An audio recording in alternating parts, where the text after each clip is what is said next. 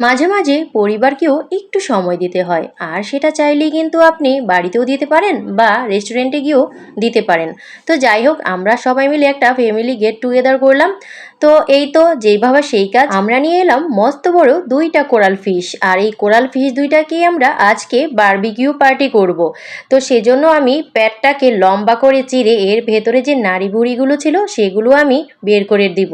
আর এটা কিন্তু একেবারে খুব সুন্দর করে ফ্রেশ করে আমি এটা একেবারে কেটে নিয়েছি।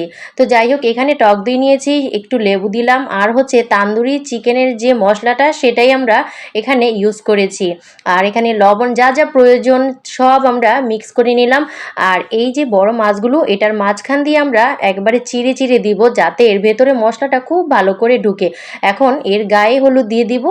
গায়ে হলুদ দেওয়ার পর একে আমরা বারবিকিউর জন্য ম্যারিনেট করে রেখে দিব। আর এখানে আমরা চিকেনগুলোকে ভালো করে একেবারে কুচিয়ে কুচিয়ে দিব, আর লম্বা লম্বা করে এভাবে কেচে কেচে দিব, যাতে এই চিকেনের মধ্যেও মশলাটা খুব ভালোভাবে ঢুকে যায়। এখন এই চিকেনগুলোকে আমরা এই মশলার সাথে ভালো করে মেখে নিব। এই কাজটা খুব ভালোভাবে করতে হবে। ভালো করে যদি মাখান তাহলে কিন্তু আপনার এই চিকেন যে বারবিকিউটা এটা অনেক ভালো হয়, জুসি জুসি আসে। তো এখন আমরা নিয়ে নিব আটা, এর সাথে ইস্ট দিব, লবণ দিব, আর দিব তেল। তারপর এইটাকে আর একটু সামান্য গুঁড়া দুধও দিতে হবে। আর আমরা কিন্তু এখানে তান্দুরির যে রুটিটা সেটা বানানোর চেষ্টা করছিলাম। তো যাই হোক, এখন আমি তেল দেওয়ার পর এতে সামান্য একটু পানি দিব, তারপর আবার গুলে নিব, আবার একটু পানি দিব, আবার গুলে নিব। এভাবেই কিন্তু এই ডোটা তৈরি করতে হবে।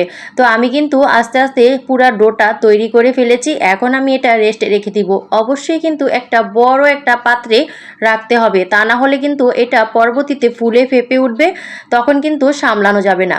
আর এখানে আমরা কয়লাটা ধরানোর ট্রাই করছিলাম, অনেক চেষ্টার পর হচ্ছিল।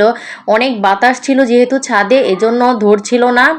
আর যাই হোক, ছাদে কিন্তু একটা আনন্দ উৎসব মুখর পরিবেশ চলে এসেছে। সবাই মিলে খুব হই হুল্লোড় আনন্দ উৎসব করছি আমরা। আশপাশের ছাদ থেকেও আমাদেরকে দেখছিল। আর এই যে আমার ডোটা ফুলে ফেপে উঠেছে, এখন আমি এটাকে আবার মথে নিব ভালো করে।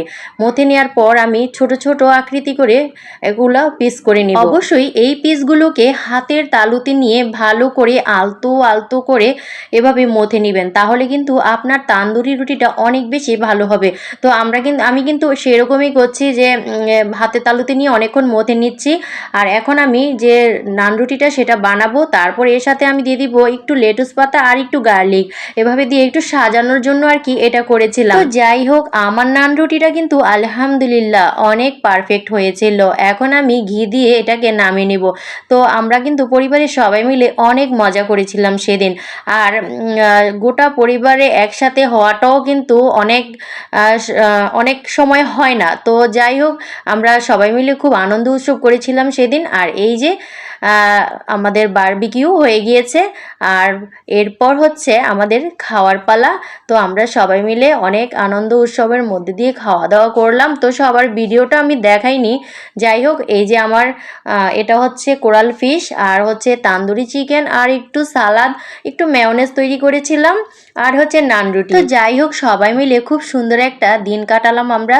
আর সবাই মিলে একটা পার্টিতে বসে কিন্তু আমরা খাওয়া দাওয়া করেছি, সেটা আর ভিডিও করিনি, কারণ সবাই তো ভিডিও করা পছন্দ করে না। তাই কেমন লাগলো আমার ভিডিওটা অবশ্যই কমেন্ট বক্সে জানাবেন। আল্লাহ হাফেজ।